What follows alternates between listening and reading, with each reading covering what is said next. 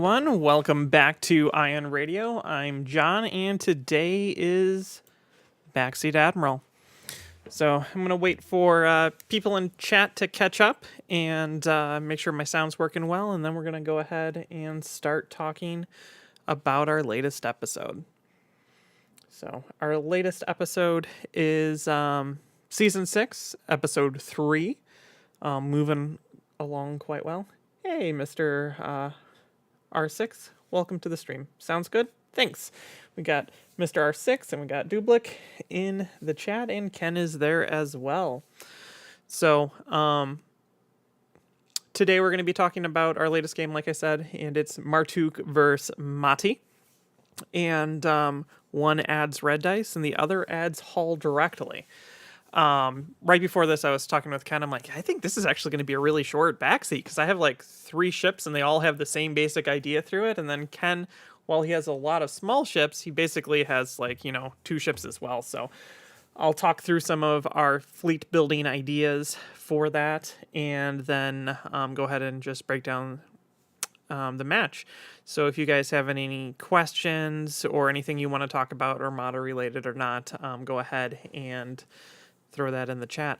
After I'm done discussing the match, we're going to go ahead and announce our winner for the, I guess it's like January, February of our episodes, which we're giving away a Sumna of all things token packet.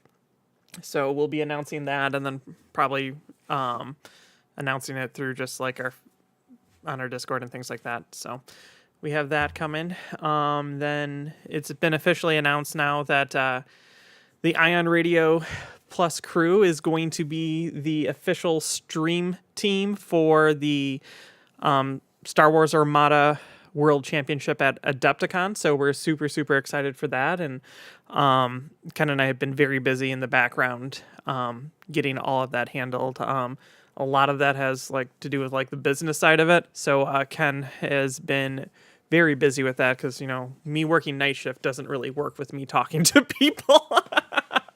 So I let Ken handle all of that fun stuff. So we're both super excited to be able to do that, and it's going to be good. We have everything planned out, so hopefully you guys will enjoy that as we stream some of the best Armada games in the world. Okay, so let's go ahead and get started then. So, like I said, Season 6, Episode 3, Martuk versus Mati. You'll start noticing a pattern for this season. I have some ideas. I've already done, I think it was either last week or the week before, I had a Double Providence salvo build, and I'm like, what if I try to make a salvo build for the Empire? And that's what I kind of went into things trying to do. And how would I make that work? Because a lot of the salvo tech, if you would, has to do with replacing defense on your ship. So if I'm going to be trading defense retrofits and basically my ability to stay alive on a ship, I have to come up with another way to stay alive because, if you're dead, salvo really doesn't do you much good. So I decided to pair that with Admiral Mati and then try to build a salvo build around that. So let's take a look. So I have an Imperial Star Destroyer Simoon 1 refit, and it has Admiral Mati on it. Most of the time when you see a Simoon, it has gunnery teams and more red dice and just stacked red dice on top of red dice. And I decided to stray away from that and try something new. So I put on local fire control, which allows me to replace one of my defense tokens with a salvo. So I'm obviously going to replace the contain. I was actually hesitant on which one, because you could also just place a redirect and then you still have contain, because it's like a trade-off, right? If you're thinking about ships and shields and hull as a resource and tokens as a resource to stay alive, you have to take into consideration technically the Star Destroyer has 14 health because of Mahdi on it. So maybe a contain is more valuable. But I replaced it anyway because while contains are valuable, they're not that valuable. And then I have flat guns on it because I'm trying to salvo. I'm trying to throw those dice out farther. XI7, so redirects don't really matter. And then the DBY 827 heavy turbo laser, just to guarantee some damage goes through. So with that, this Star Destroyer, which doesn't normally have a defensive retrofit, so I'm not necessarily losing defensiveness on the Star Destroyer compared to like an ISD-2 or a Kuat, because I'm not like replacing the defensive tech with the salvo for this one. I'm just replacing a contain. So it's basically just running a normal Simoon, which do all right by themselves. They're really good at swatting like little ships out of the way. And then I have a red and 2 blues in my flak for the local fire control, so I can throw those blues at red range. So if you shoot at me at long range, I can salvo you with a red and 2 blues, which is pretty good, because then, you know, the blues will be like accuracies, hits, or crits, which is fine. And then when the red dice comes up as a blank, DBY makes it into a crit. And you can't really redirect it because of XI7. So it's like this nice little package of hitting someone with that salvo, and then you can Simoon into them afterwards, and it's like pretty devastating. So the next ship in the fleet is this Venator. I don't have to do anything special with this Venator. The Venator already comes with a salvo. So it has a brace, a redirect, a contain, and a salvo. And I decided to make it like, if you thought of this like a conga line, the Venator would be the ship out in front. It's the lead ship. It's a black dice ship. The Simoon is the ship that's following it, laying down the firepower with the red dice. So it has ordnance experts because I'm planning on throwing lots of black dice, and I know I'm going to need to re-roll them. Expanded launchers, because what's more mean than having 2 extra black dice in every single shot out the front? And then external racks, because 2 more dice on top of that is a lot of fun. So like when you get into close range, it's 2 reds, 2 blues, 6 black dice. Insane. That's a lot of black dice. And then XI7, so all that damage just kind of punches through. So out of those 4 total dice of red and blue, you only need to get 1 accuracy, block their brace, and then just let all the damage fly. It's a fun ship to fly. It's not very reliable. When I've flown it in the past, it usually just explodes. But with Mahdi on it, I have 12 hull now. So technically now it's more sturdy than a normal Star Destroyer, which is pretty sweet. So that's kind of like, you can see this theme, like, just take some more health, and the poor defense suite is going to be fine because, I'll just survive because extra health.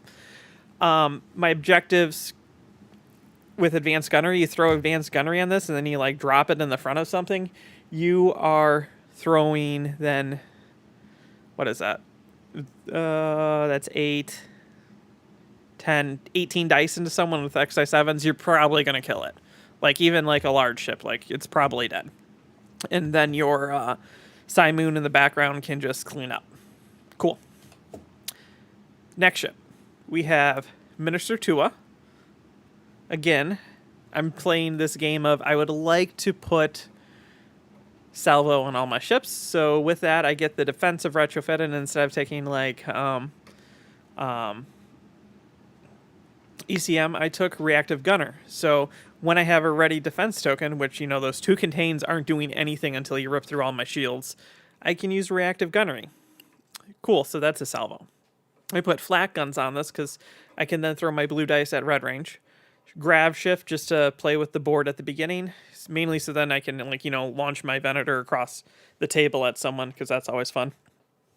Targeting scramblers to help keep those ships alive, because I'm trading defensive stuff for the salvos. SW7, so all my blue dice are automatically damaged, so I don't even have to think. projection experts to pass shields to my 2 ships that are going to be taking a lot of fire.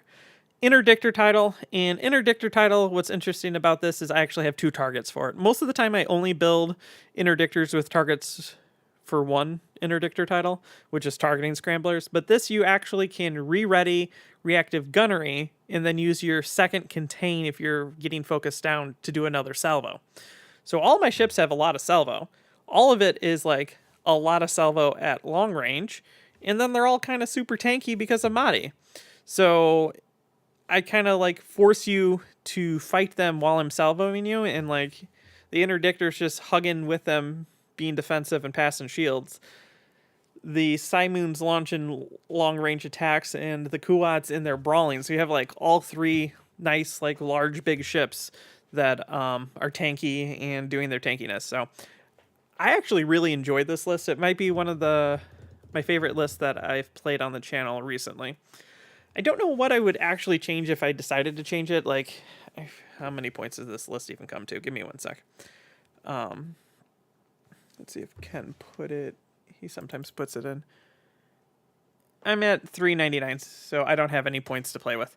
But if I were to be able to get just something else in here, I think Emperor Palpatine on the Venator 2 would just be very, very good. Because it's going to be up in your face and you're going to have to kill it or it's going to kill you. So you're going to have to shoot at it. And then it gets a salvo you, and then your defense tokens and the Simon cleans you up. That would be cool, but like all the upgrade cards on both, all these ships are just so expensive and they're needed. Maybe drop DBY and add Palpatine to the Star Destroyer. That's really the only major change that I would make there. So then we jump over to Ken's fleet. And Ken's running Martuk, and that just adds dice. So the more ships that you can put out there, the more red dice you can have. And like, I'm trying to keep my ships with shields. That's why, I have projection experts, so that hurts.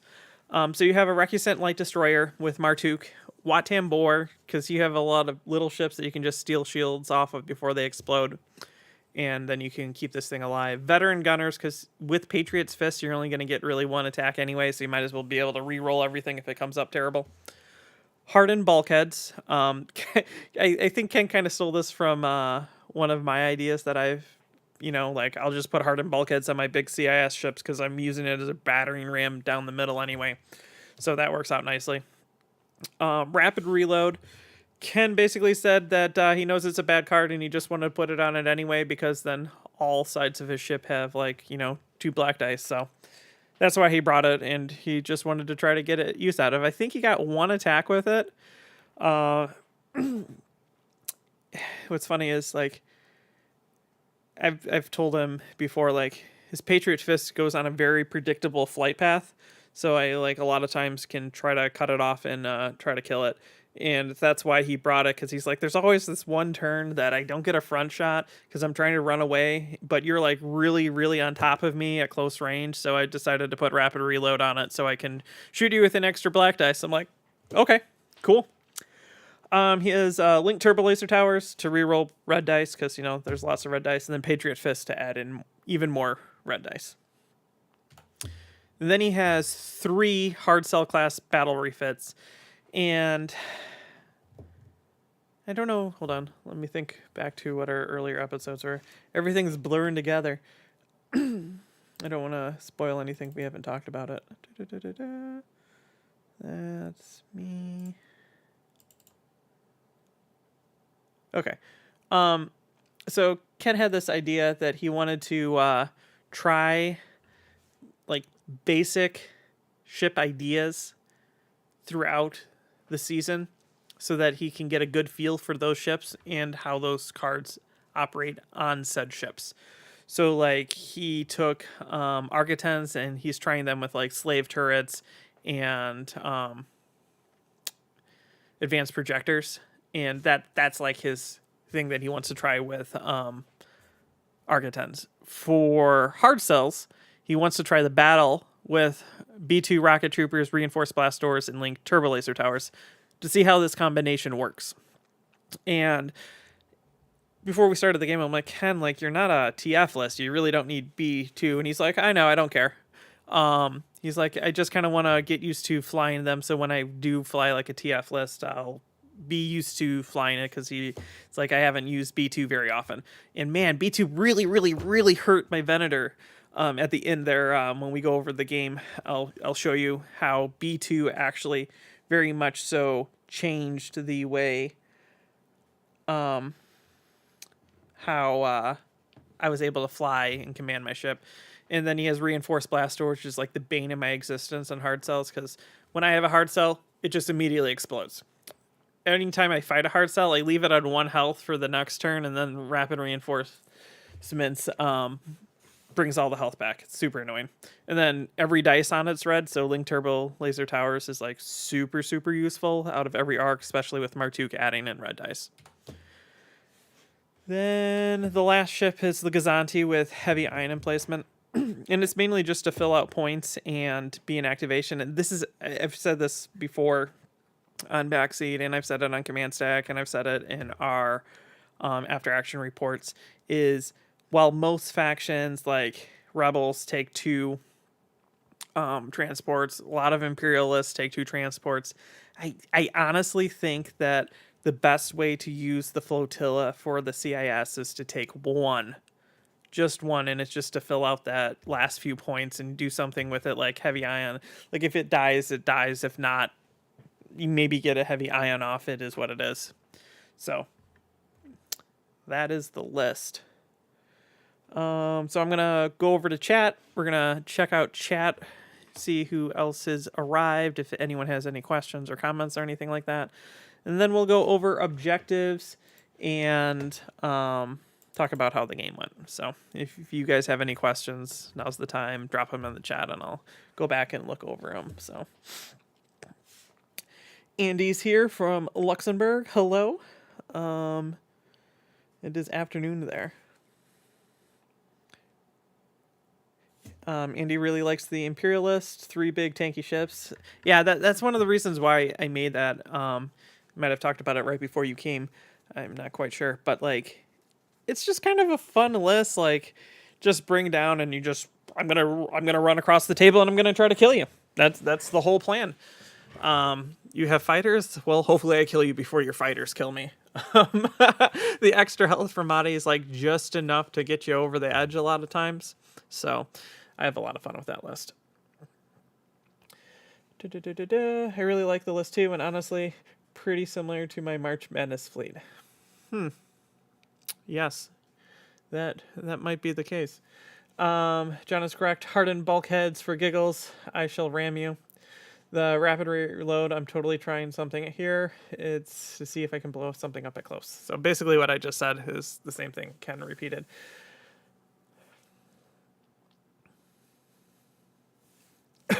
Well, I hope you have good luck, Andy, in getting more people to play Armada. It's always a challenge to get more people roped into the game.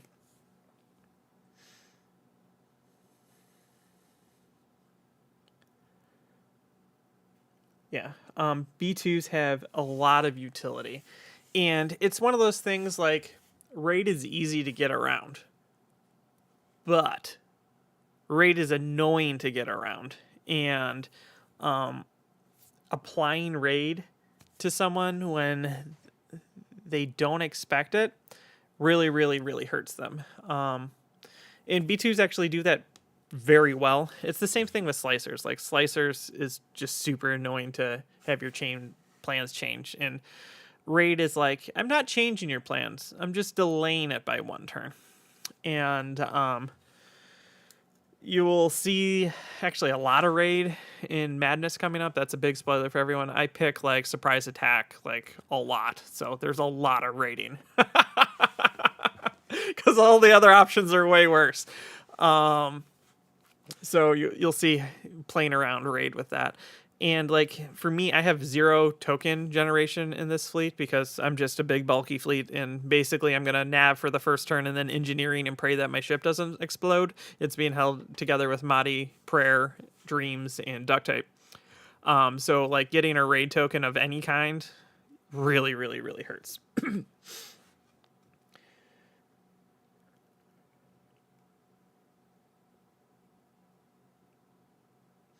Yeah.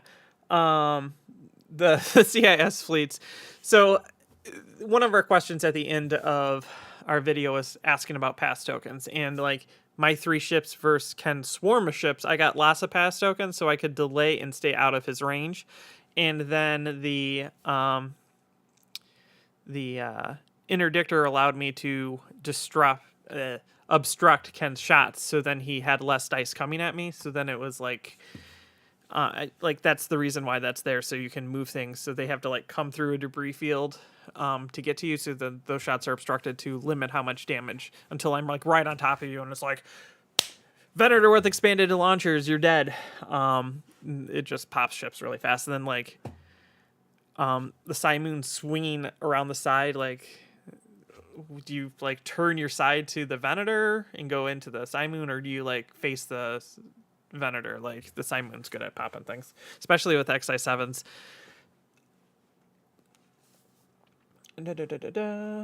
Reinforced blast doors, great against John. No one else. Right? I can't even use them. The ships always explode.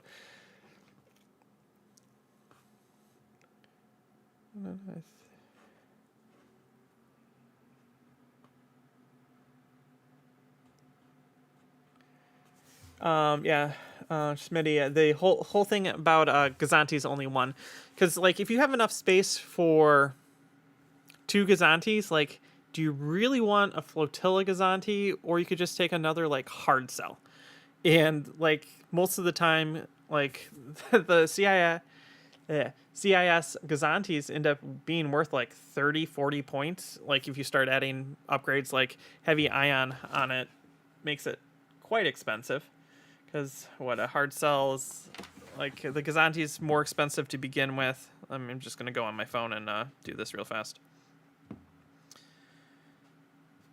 That is the Republic.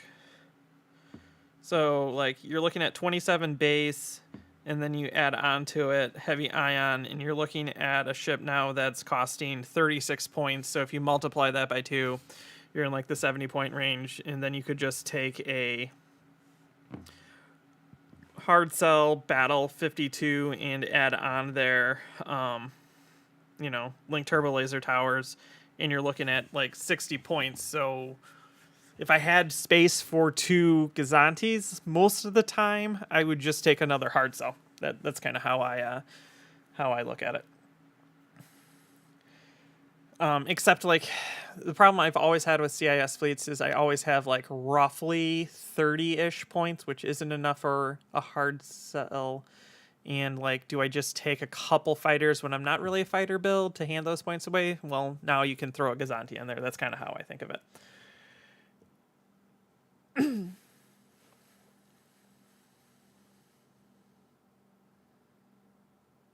So Dominic asks, slightly off topic, but not if Republic gets a flotilla as well, would they be in the same position, not take 2 because of the Pelta? I don't think we'll ever see a flotilla in the Republic. One, we don't have any more ships right now that they're said that they've planned to release, and like honestly, the Pelta is one of the best ships in the entire game. It's cheap, it has decent firepower, it's decent durability, and it's the most amazing shield hander outer in the entire game. So like if you look over the course of us playing since the Clone Wars expansion came out, you started at the beginning and you saw a lot of fleets that had like one CR70 or a couple CR70s, and this is like right as the Peltas were coming out and we are just trying to get ships out on the table.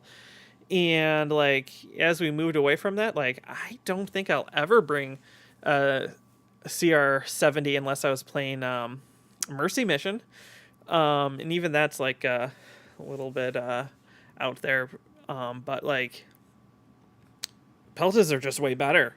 They just keep all your Gar ships alive. They basically do everything you want a ship to do at a decent price. So even if they had a flotilla, I would be very hard pressed to put a flotilla into a fleet when the Pelta is just so amazing.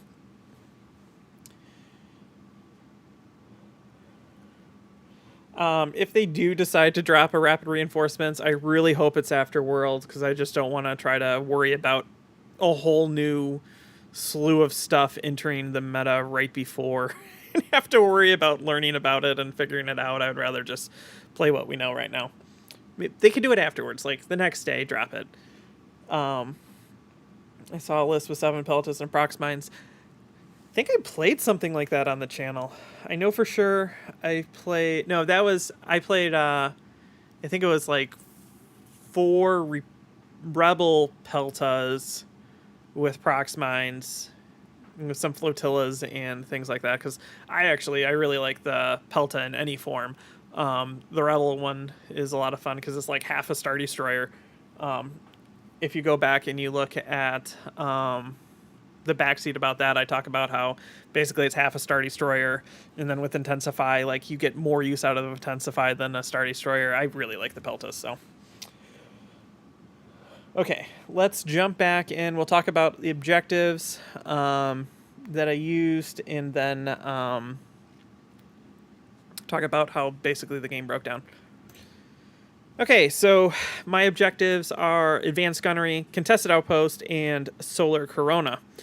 Advanced Gunnery's here because it's easy, because I basically traded all my gunnery team slots out to get salvos and stuff like that. So it's like the dream. You put the Advanced Gunnery on the Venator and you can charge in, and then you're like using expanded launchers twice in the same turn, which is just so much fun. And like if you run into someone with that, like it's 2 blue, 2 red, 4 blacks, and then you have like the first time 2 more blacks twice with XI7s into the same hull zone, they're probably gonna die. Like really likely to die, or they burnt all their tokens and the Simoon finishes them off. Like that's almost any ship. So it's super, super good. Then next you have Contested Outpost, and kind of the idea here is you would like swing the Venator out in front, and then you would have the Simoon chasing behind it with the Interdictor chasing behind that, so then you have like a constant flow of ships over the station, just so then you get all the points and hopefully kill a bunch of their ships in the way. And then Solar Corona's here because it's the least bad of blues, and then because I have like 0 activation and deployment advantage, because you know it's 3 ships and I'm all on the table before you've even started putting out your fighters. It's just for that, and then it kind of actually helps me stay alive and be able to use my salvos, because it should hopefully eliminate accuracies as you play. So those are the reasons why I have that. And Ken chose Advanced Gunnery because he's like, oddly enough, he was right. Like this is like probably the least bad of my options, because Solar Corona is going to remove his accuracies, and I'll see where he plays, and then I just drop the Venator right in his face, and Contested Outpost is literally handing me 120 points. So let's jump to the game. As a second player, I get to corner drop. Mainly, I could drop in the middle, right? I decided against that because in a corner drop, I can swing the Star Destroyer out and then come down the side of the table. And then I can try to like hit a hard sell at a time, and then the Interdictor can protect me. Ken has his Patriot's Fist, like most of his fleet goes down after mine. That he can swing around, and then his hard cell swarmed right here, so they could come here. And this is how you can see, like, there's mine. I kind of pulled all the obstacles here, because if you look at, like, more than likely most ships on the first turn are going speed 2, so like roughly right before it's speed 2, and I'm probably going to be hitting him on like turn 2, 3 in engagement range. So like having that at that space to stop it, and then I can use my pass tokens to, if I'm in range, get obstructed shots, and if not, then I can launch it forward. So let's see how the game progresses. There's my fleet. It's moving forward. Ken's right behind this, so pretty much all of his shots would be obstructed at this point. And then we have landfall. And this Gazanti basically had to jump forward, and then I got really lucky and got accuracies and killed it with advanced gunnery. Gazantes and flotillas in general really, really, really, really hate advanced gunnery because it almost always kills them. And then you have Ken's hard cells. And this is kind of like the perfect like setup in my mind for this type of fleet, because you have the Venator, it's at close range to a ship. You have the Simoon that's away and he's going to be like sniping. And then you have the Interdictor that's at close range to both of them. So then hopefully you can use targeting scramblers and help keep them alive. And then you're close enough that you're passing shields and stuff like that.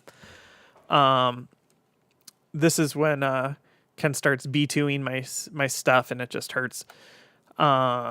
This hard cell decided to peace out of here. Ken decided that it wasn't going to be smart to move Patriot Fist into this, because it wouldn't have been, because the advanced gunnery on my Venator would have really, really hurt him, and then the Simon would have come after him. And then Ken's first player, and he's kind of able to get away. So if you look here, my Venator is flying in, like I said, I want to do like navigates to get in better position to get those front guns online. And I want to do engineering because, my ship's on fire.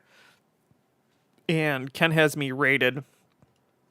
I think at this point I have 3 raid tokens. So I have concentrate fire, engineering, and then I think I have a navigate under here too. So like I get no options. I just have to toss a dial. And at this point, like, I need to be able to accelerate and get into range to shoot at this hard cell. And spoiler, I don't. And then the Simoon is swinging around because it needs to get the Patriot Fist into range. And like, I'm able to force Ken into a choice. And because of a crit I got, I can't use accuracies, which really, really hurt me. Stupid asteroids. So I'm not able to like stop Ken from doing his defensive tokens. So at that point, like, I can shoot at him a lot, even with advanced gunnery, but like, I'm not going to really be able to kill him because hard cells are really good at surviving with their tokens.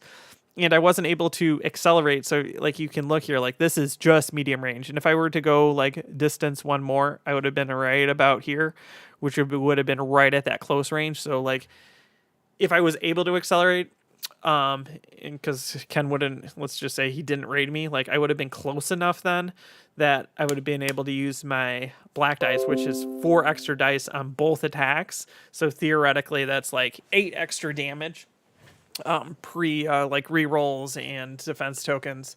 So that probably would have killed Ken. So B2 is the reason why that ship stayed alive. And then at the same time, like his Patriot Fist was also hurt. So like I gave Ken a hard choice here, because this is, I believe we measured it was like medium range. So like Simoon medium range, and Ken only has a brace and an evade left. And what is that? 4 damage. Like it's almost ready to explode. So Ken being first player, he has to choose one of these ships. And because I had the critical, like it's an easy choice. Patriot Fist gets out, and the hard cell takes the risk, and that's the end of the game. So the most of the game was like us not getting into range, then everything happening, and then me like slowly chasing down his ships as he flies toward the corners with them. So that was pretty much it. I don't think I would really do anything necessarily differently. I know there was a maneuver. I don't know if we captured it. I think it was right here. So I kill this hard cell in front of me, and then I like try to click over to like engage the rest of his hard cells, and I just don't click enough. And I gave Ken like a super juicy front shot with his advanced gunnery hard cell, and he was able to then shoot my front with Martuk and then shoot my side with Martuk. So that was really, really painful, and one of the reasons why my Venator got so hurt.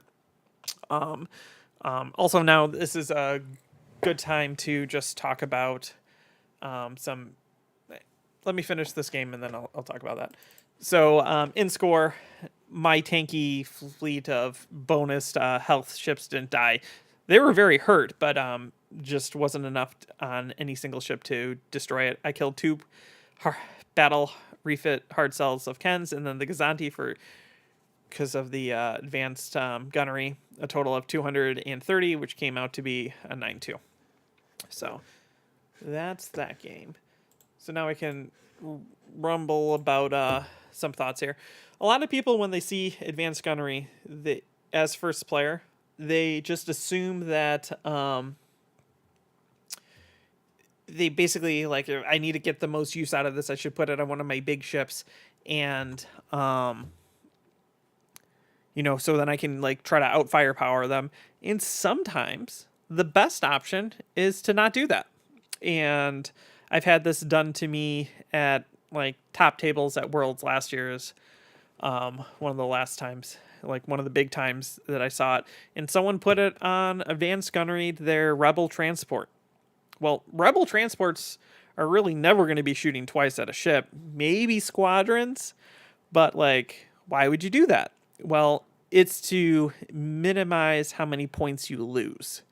So when you look at this, the fleet points cost of a destroyed objective ship is doubled. Do not count the cost of the ship cards. So a flotilla is 18 points. Double it. You're at 36. Okay, that's nothing. But if they're able to gun down your advanced gunnery ship, because more than likely if you have advanced gunnery in your fleet, you're going to put it on something like I do, which is like the Venator, which is like 100, and we'll just pretend like 30 points that I have on it. Well, double the Venator, you're at like 200 points just for killing one ship. And that's a huge swing of things. So sometimes you can just keep this in mind, that you can put advanced gunnery on a really cheap ship and just play your game as normal. And that works out really well. And that's what Ken got here. And, like, we were having a conversation before we were playing this game, and I'm like, you should really just put it on the hard cell. The hard cell with advanced gunnery is almost as strong as Patriot Fist. Like, it really, really hurts you here. And to put it on Patriot Fist, because Patriot Fist only gets 1 attack. So do you give up the Patriot Fist advantage of adding blue dice at long and medium range to take advanced gunnery? Like, then you're throwing 4 red dice or 3 out the side of the Recusant, while a battle hard cell is throwing 3 out the front. It is actually way more beneficial to put it on a hard cell that's cheap with, like, no special upgrades or anything like that, and just throw the dice out the front with advanced gunnery than it is to put it on your big ship, because the big ship, if you blows up, you're going to lose a lot, and you, like, lose a lot of your advantage in your speciality when doing it. So hopefully that makes sense. Okay, so I'm going to check out chat again. So again, if you guys want to talk about anything or have any questions or things like that, go ahead and drop it in the chat, and then I'll take a look at that, and then we'll announce the winner for our giveaway. Let's see where I'm at.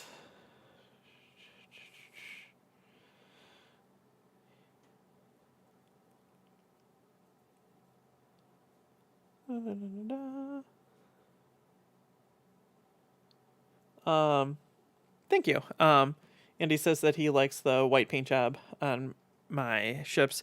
I basically have a lot of Imperial ships painted white, mainly because of, honestly, Rogue One.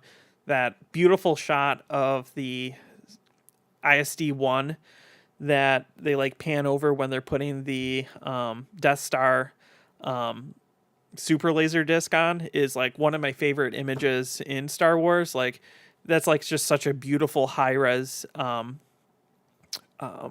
Star Destroyer, and it looks in it. I know it's probably just the solar light because of where they're building it. The ISD looks stark white, so that's one of the reasons why I paint most of my Imperials. I have at least like one ship of almost every faction painted white. I've gone through a couple different ways to paint it. The first one, so like my ISD-1 modded ship, I painted white, and that mainly was just primer, and that was like early days of me painting, so I wasn't really good with washing, so I put a wash on it. I think I just used an all oil or Army Painter dark wash. And then I had to go back through and like dry brush it all back to white, which was a real pain. And it didn't really work well at all.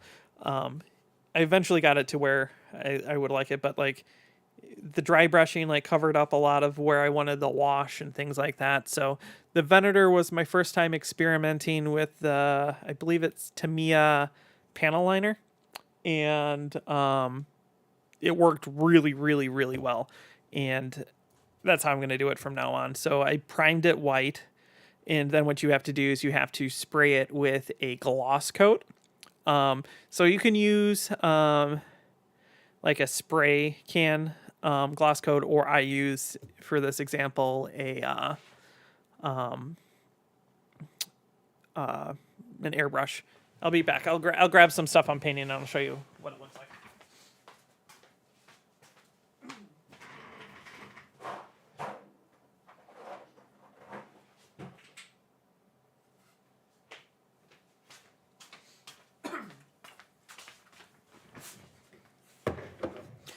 Okay, so this is a Raider that I'm painting. So like you can see, look how shiny this is, right?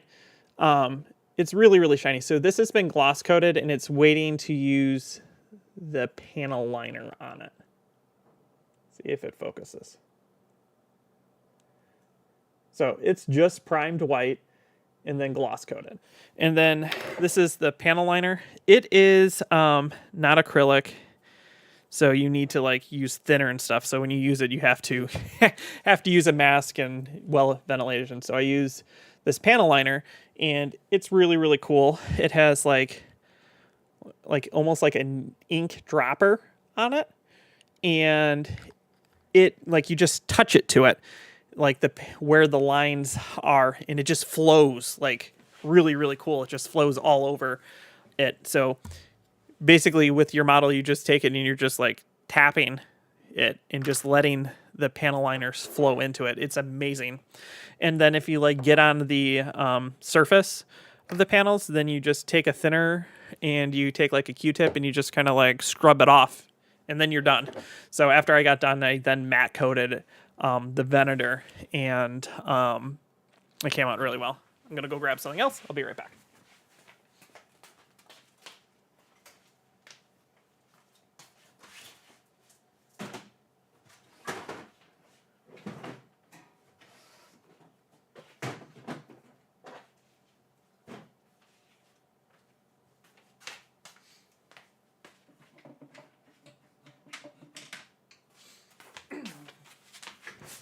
Okay, I'm back.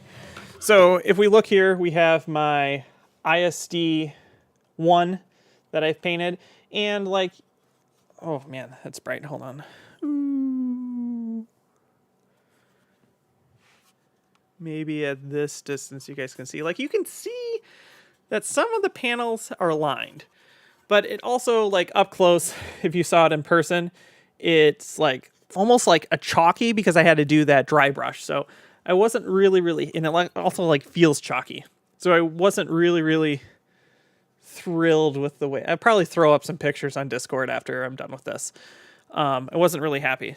Compared to this, which is my Venator, which I panel lined and did the whole gloss and then matted it. It's still a little bit shiny, but the paint's not going to come off. And all the lines are filled out. And I just really like the look of this one over this one. So, you know, it's been like 5 years of me painting ISDs white. So I was very happy with this. I forgot who told me to use this. But this stuff is magical. I should probably just record a video of when I do it. So, that's a bit. Now I got to find where I was because I just went on a crazy tangent of stuff.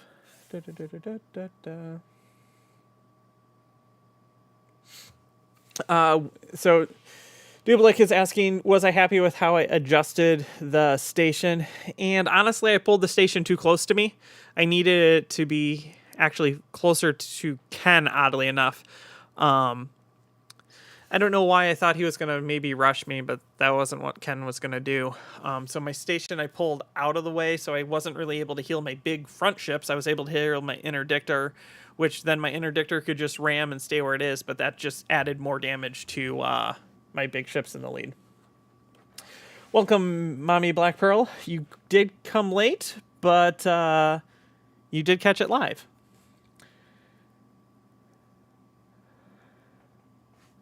Let's scroll down. Yes, there are some good shots of the Venator online, and I think I posted it. I don't know if I actually posted that one on Reddit. I know I did my Gar victories that I posted recently on Reddit. Those look, I think, really good. I stole the paint recipe from one of our local people at Chicagoland, Oz, and his paint recipe is really good. Mine's not as good as his, but like I was batch doing it, so I have 4 victories that are all nicely painted up. Yeah, Andy says dry brushing is hard. Airbrush most ships, then detail with a brush with no oil and wash. Yeah, that's how I do it. Dry brushing has a really good effect. I just am not good at it, and I recently read or watched a video of someone talking about dry brushing and how we've been doing it wrong. I know that sounds dumb, and I actually think he's right. I haven't dry brushed anything since I watched that, but like a lot of times, like I'll wipe the paint off on a paper towel to, get the paint off. And he said that's actually wrong because it's not how you should do it. You should actually wipe it off on like a piece of paper, so then it's not as absorbent, because then you get more of that chalky effect of the dry brush, and it's not as smooth, because you actually want the paint wet to do the dry brush instead of like dried paint. Like his stuff looked really, really good, so I'm gonna have to try that the next time I dry brush something, but like with actual more wet paint than dry paint. He says you get a better effect, but to each his own. I'm still terrible at painting. It's still a learning curve. Null oil is fun. I used a lot of null oil on my Super Star Destroyer. I used an entire bottle to get the Command City section and the trench darkened to my liking. Gloss coat is nice. Good trick. The first time I used it actually wasn't on the Venator. I was painting some Comstar mech, and I didn't have the panel liner yet, so I haven't used Comstar with the panel liner yet. I bet it looks really good. But I gloss coated them, and I was using, I believe, an actual ink, an acrylic ink, to get the detail, and then I had to go back and paint each panel, which was so time consuming to get it back up to white.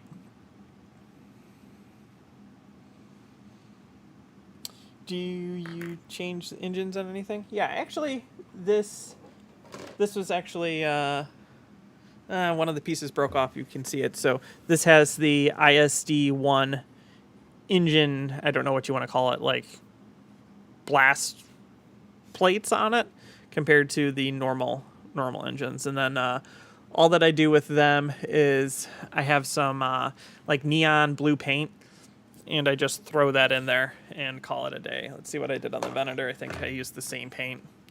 And I just throw it in there, put like a white dot in the middle of it so it looks like it's on fire, and it has a pretty good effect to it. So,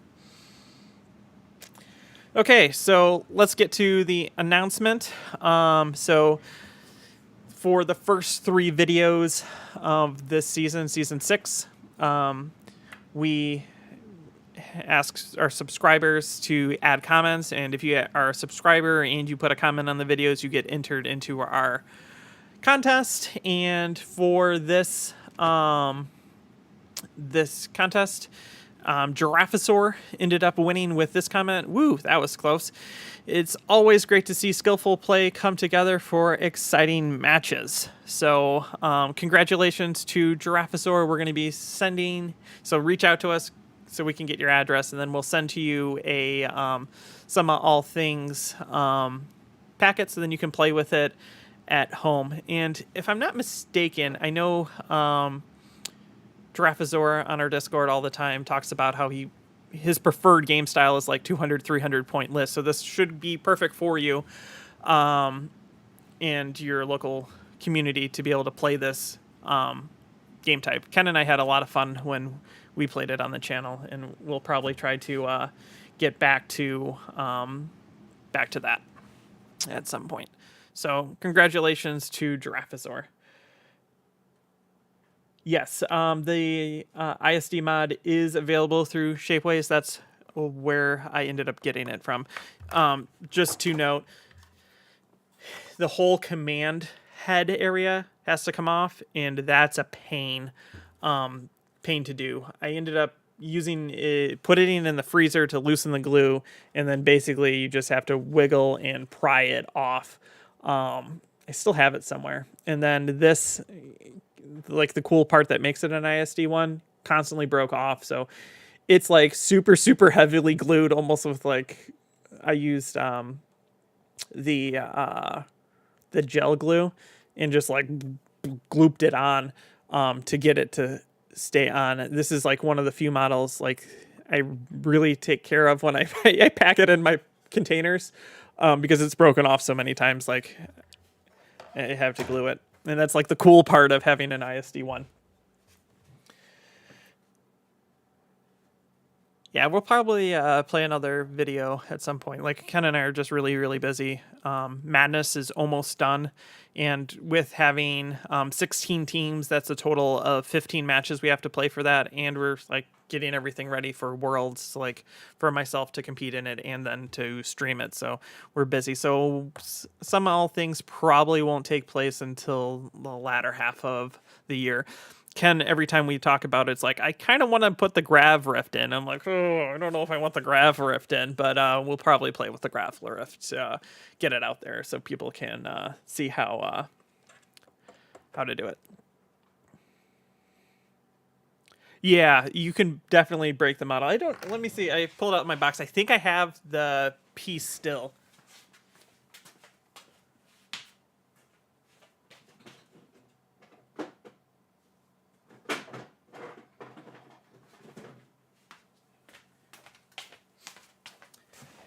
It's actually I think it's in one of my like extra parts bins, so that's going to take like 10 minutes to dig out of the bottom shelves. But yeah, it was really, really difficult. And then I was crazy. It also has the different guns.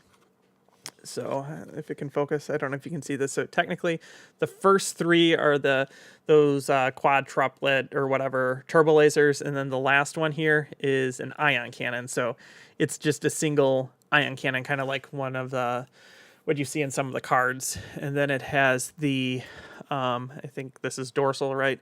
The dorsal turbo lasers that you have to glue on to here. I think that is it.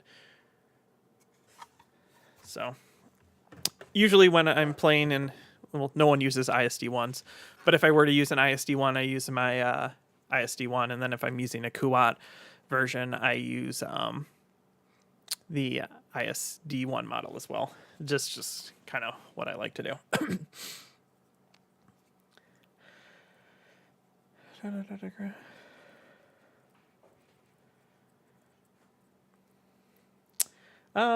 Welcome from Sweden.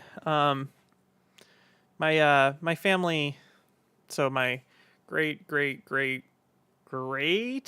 grandfather actually came over from Sweden. The family grew up in a small town outside of Stockholm, and he was the blacksmith. So when my family came over to the United States, my family, my great grandfather, started the family. They were a steel distributor company, and that's where most of my family worked in. My dad worked there too until he retired. So my family is from Sweden, so welcome. So I think that's about it for this week. We have a hiatus from our normal seasons coming up, and that's because the the month of March is coming, and with the month of March, we have Madness, which is totally not related to anything else that happens in March. And if you guys aren't aware, what we do is we have 300-point lists that we play in a 3x3. And these lists we get from our Patreon members and our Discord members and our YouTube subscribers. We start with the Patreon because that's kind of a thank you to them for supporting us. So we usually start with the winners of the previous Madnesses, and we only have ever one commander of each type in fleets. So they get their choice, and then we release it as we go down our Patreon ranks, and then we release it to everyone. I think we had like a total of 30 to almost 40 lists when we opened it up to everyone. So it was a real challenge to pick the list. So we have in our announcement video of what lists made it, and you can find brackets. And for fun, if you want, you can go fill out those brackets and then post them in our Discord, or basically post them in our Discord, and you can like play a bracket game with all of us over there for Madness. And then we fight them, and we have the bracket so we know who's playing which, and then Ken came up with a way to seed the bracket, and those commanders then fight to see who is the master of the Madness tournament. So this is our third year doing it. It's one of my favorite things that we do on the channel. Like, we play a lot of Armada, but this is my favorite Armada because it's always like Ken and I get like really, really invested into playing for these fleets, and like we take it seriously. So some of our closest matches that are on the channel are actually in Madness, and I think this year is no exception. Like the match we just finished filming, which I'm not going to tell you guys anything about, but like my heart was like beating so fast. Like it came down to like one major event, and then like even after we were finished doing the wrap up, and Ken was leaving, and we went upstairs, and I went to my wife, I'm like, my heart's still beating. It was such a close game. It just all came down to that moment. So we're excited for you guys to check that out. So we're gonna have a bunch of that coming. Ken's gonna be having some Road to Worlds videos that he's going to be releasing over the next month, because that's in a couple of weeks. So we're excited to go to Worlds to stream it, meet a bunch of people. One of the problems with streaming, though, is we're going to be busy during the time. So I would say hi, but like we're going to be busy. So like try to meet us beforehand, during a break, or afterwards. We would love to meet everyone if you're able to come out to a Adepticon to play or to just pass by. So we're really excited about that. And then the last 2 weeks, I know 2 weeks ago I said I was going to be releasing more BattleTech unboxings, and life just got really, really busy. So I have them filmed. I just need to edit them. So as soon as they're edited, we'll be releasing those, because there's like some really cool models in the new BattleTech box sets that were released. And BattleTech is going to be huge at Adepticon too, because they're going to be announcing and starting up their new Kickstarter. So I'm going to be involved in that. So I'm super excited about that. It looks like we got some more comments. Can we get links to the fleets this year? They were useful last year of filling out the bracket. Yes, but I'm not going to commit directly, because I know probably Ken will have to set that up. I don't know if the lists are in the description for the announcement video, so don't quote me on that, but that if Ken has released them, that's where he would post them. So I'll have to check in on that, and if so, or if he hasn't, like one of us will do it in like the next couple of days then. And that's what basically Ken just said. Okay, so I think I'm gonna wrap it up here. Thank you everyone for coming and hanging out with me. This is one of my favorite things to do, is interact with you guys on this. So I'm looking forward to doing this again, and doing it like for a longer time period during the world streaming, because we'll have the chat up and everything like that. So we'll be mainly focused on the games, but we will take time to talk to the people in the comments and answer questions and things like that. Because one of the things is like, this is the world event, and while most people that are going to be watching are going to be like experienced amount of people, this could also be the first way people get into the game. So we want to be able to explain what's going on and answer questions for people to make sure everyone's following along with it. So until next time, I'm John. Thank you from Ken, who's in the comments. And you've been watching Backseat Admiral on Ion Radio. See you guys later.